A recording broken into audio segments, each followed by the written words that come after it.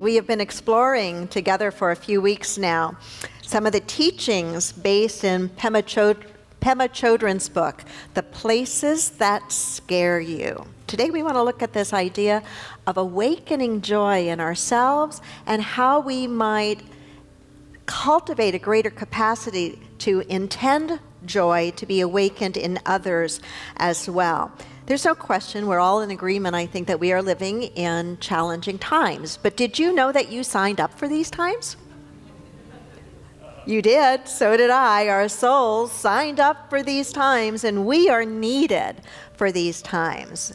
The consciousness that we bring, the consciousness we are evolving into, is absolutely critical at these times.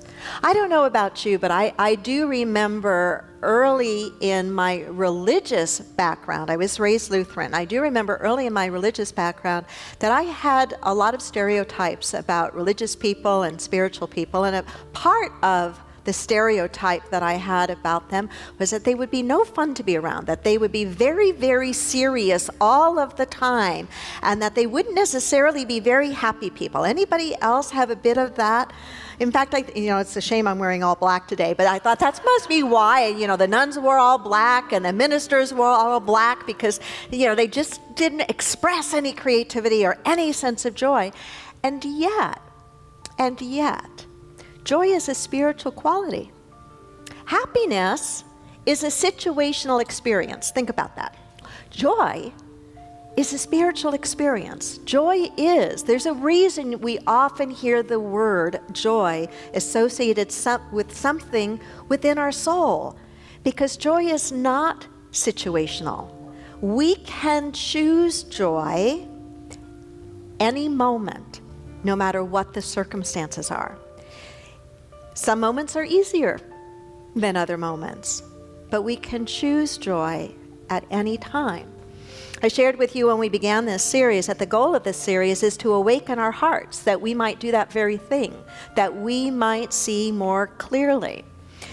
And so, as I've said, I think there is a subtle difference, but an important difference between happiness and joy. Happiness, situational; joy, something that we choose. In Pema Chödrön's book, The Places That Scare You, as she writes about this idea of awakening joy, she suggests joy comes from a growing appreciation of our basic goodness.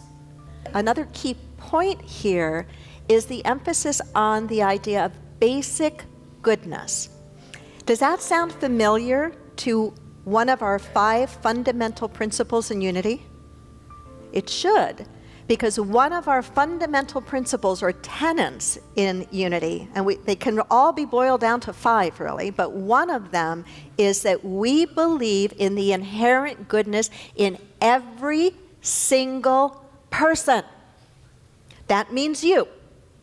Touch yourself. That means you.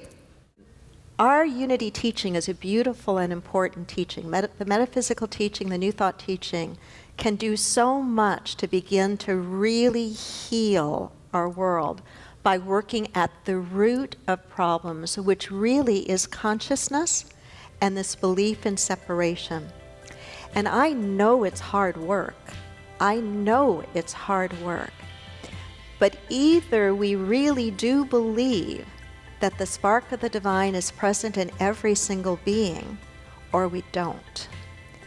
And if we don't, I believe that we have work to do to help heal or shift that belief. Thanks for listening. Sunday services at 9 and 11 a.m. Inclusivity. It's worth the drive.